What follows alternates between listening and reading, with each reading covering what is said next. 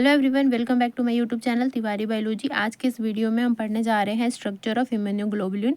हम इम्यूनोग्लोबुलिन या antibody start किए थे, जिसका पार्ट 1 मेरे चैनल पे अपलोड हो चुका है, जिसमें इम्यूनोग्लोबुलिन का इंट्रोडक्शन और फंक्शन डिटेल में एक्सप्लेन किया हुआ है। ये इम्यूनोग्लोबुलिन का पार्ट 2 है, जिसमें हम इसकी स्ट्रक्चर को डिटेल में पढ़ेंगे। तो चलिए अब हम इम्यूनोग्लोबुलिन के स्ट्रक्चर को डील करते हैं डिटेल में। तो इम्यूनोग्लोबुलिन हमारा वाई सेप्ट स्ट्रक्चर है, जिसमें लिम्ब प्रेजेंट होता है, स्टॉल्क होता है, 4 पॉलीपेप्टाइड चैन होते हैं जो कांस्टेंट और वेरिएबल होते हैं, हिंज रीजन होता है, फ्रैगमेंट होते हैं और ये ज्वाइन होते हैं बहुत सारे बॉन्ड से। सो इसको हम डिटेल में अब देखते हैं। तो ये जो हमारा इम्यूनोग्लोबुलिन है या एंटीबॉडी है, ये 4 पॉलीपेप्टाइड चैन का कंपोज्ड होता है, जिसमें 2 आइडेंटिकल लाइट चैन होते हैं और 2 आइडेंटिकल हैवी चैन होते हैं। लाइट चैन कंसिस्ट होता है कप्पा और लैम्डा का।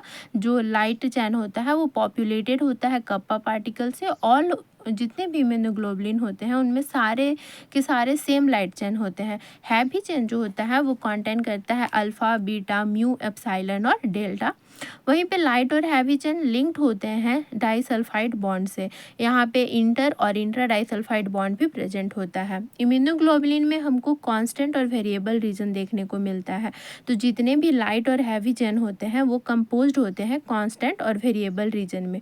जो लाइट और हैवी जो लाइट और हैवी चैन होते हैं वो कंटेन करते हैं एन टर्मिनल और सी टर्मिनल। जो उनका एन टर्मिनल होता है वो एन टर्मिनल अमीनो ग्रुप होता है और सी टर्मिनल जो होता है वो कार्बोक्सिल ग्रुप होता है। वेरिएबल रीजन स्टार्ट होता है एन टर्मिनल से और कांस्टेंट रीजन स्टार्ट होता है from end of variable region to C terminal in cytoplasma. जहाँ से वेरिएबल रीजन एंड होता है वहाँ से हमारा कांस्टेंट रीजन स्टार्ट होता है। उसके बाद इम्यूनोग्लोबुलिन में एक रीजन आता है जिसको हम हिंज रीजन बोलते हैं। हिंज रीजन वहाँ पे होता है जहाँ पे 2 लिम्ब जो लाइट और हैवी चेन होते हैं वहाँ से अराइज करते हैं, उस रीजन को हम हिंज रीजन बोलते हैं। अभी मैं आपको डायग्राम में हर एक रीजन को अच्छे से दिखाऊंगी।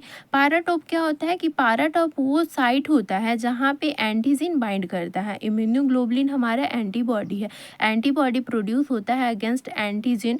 तो जहाँ पे एंटीजन बाइंड करता है उस रीजन को हम पाराटॉप बोलते हैं। तो अगर हम स्ट्रक्चर को देखें इम्यूनोग्लोबुलिन का, तो ये हमारा एन टर्मिनल है, ये सी टर्मिनल है।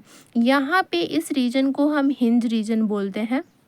ये हमारा लाइट चैन है और ये हमारा हैवी चैन है। ये वाली हमारी हैवी चैन है और ये हमारा लाइट चैन है। यहाँ पे एन टर्मिनल है, यहाँ पे पाराटॉप बाइंडिंग साइट होता है जहाँ पे एंटीजन आके बाइंड करता है। ये लाइट और हैवी चैन के बीच में यहाँ पे हमारा डाइसल्फाइड बॉन्ड प्रेजेंट होता है। ये पूरा रीजन हमारा कांस्टेंट है और ये रीजन हमारा वेरिएबल है। तो इसको हम ऐसे भी बोलते हैं कि लाइट वेरिएबल रीजन है, लाइट कांस्टेंट रीजन है, इस तरह से। अगर हम फ्रैगमेंट की बात करें ना, तो ये वाला रीजन अगर एंटीबॉडी को काटे तो ये वाला रीजन हमारे फ्रैगमेंट में बटेगा। तो ये यहाँ से नीचे का रीजन को हम एफसी रीजन बोलते हैं और ऊपर का फैब रीजन बोलते हैं। इसको भी मैं आगे डिटेल में डिस्कस करूँगी। अगर हम फ्रैगमेंट ऑफ एंटीबॉडीज़ की बात करें तो डाइजेस्टिव एंजाइम होते हैं, जैसे कि प्रोटीएज, पेप्सिन, डाइजेस्टिव एंजाइम। ये ब्रेक करते हैं हमारे इम्यूनोग्लोबुलिन को 3 फ्रैगमेंट में। वो फ्रैगमेंट है फैब, एफसी और F-AB। फैब फ्रैगमेंट क्या होता है कि प्रोटीएज और pepsin break immunoglobulin at hinge region and it form.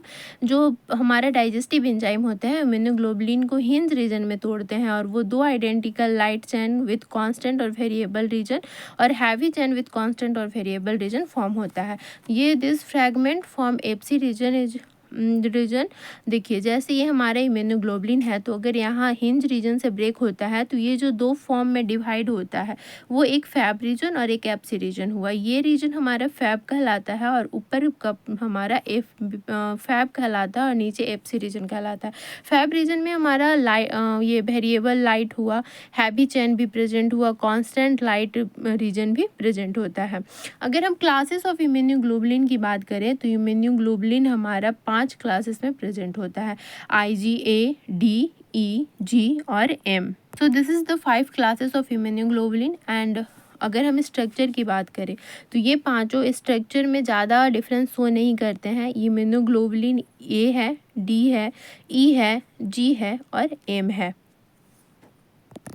जो डिफरेंस देखने को मिलता है इम्यूनोग्लोबुलिन की क्लासेस में, वो हमको ज़्यादा डिफरेंस मिलता है IgA और M में। अगर आप स्ट्रक्चर देखें तो ये A है और ये हमारा इम्यूनोग्लोबुलिन M है। सो अगर हम IgA की बात करें तो ये प्राइमरी इम्यूनोग्लोबुलिन होता है जो हम लोग को मदर मिल्क से मिलता है। ये प्रेजेंट होता है स्लाइवा में, टीयर में, और इसके it has 4 epitope binding site and it consist of hinge region. J chain structure होता है इसका, इसमें एक वेरिएबल और 3 कांस्टेंट रीजन प्रेजेंट होते हैं। अगर हम IgD की बात करें तो it stimulate to memory B cell and produce IgM B cell receptor stimulate. IgD immunoglobulin D stimulate करता है मेमोरी सेल को और प्रोड्यूस करवाता है IgM। वहीं पे IgE की बात करें तो ये बाइंड करता है हमारा सेल ऑफ इम्यून सेल से, बेसोफिल मास्ट सेल से। ये रेगुलेट करता है हाइपर सेंसिटिविटी 1 और इम्यूनोग्लोबुलिन अगेंस्ट एलर्जेंस प्रोड्यूस करता है इम्यूनोग्लोबुलिन E। IgG की बात करें तो ये वाइसेप्ट स्ट्रक्चर होता है जो प्राइमरी इम्यूनोग्लोबुलिन डेवलप्ड होता है हमारा बॉडी में। It is developed in newborn baby. ये न्यूबॉर्न बेबी में डेवलप्ड होता है। इसमें एक कांस्टेंट और 3 वेरिएबल रीजन होता है, हिंज रीजन भी होता है। और IgG की बात है कि ये प्लेसेंटा को क्रॉस कर सकता है। इम्यूनोग्लोबुलिन जो IgG है वो प्लेसेंटा को क्रॉस कर सकता है। एम की बात करें तो ये पेंटामेरिक स्ट्रक्चर होता है, आप देख सकते हैं।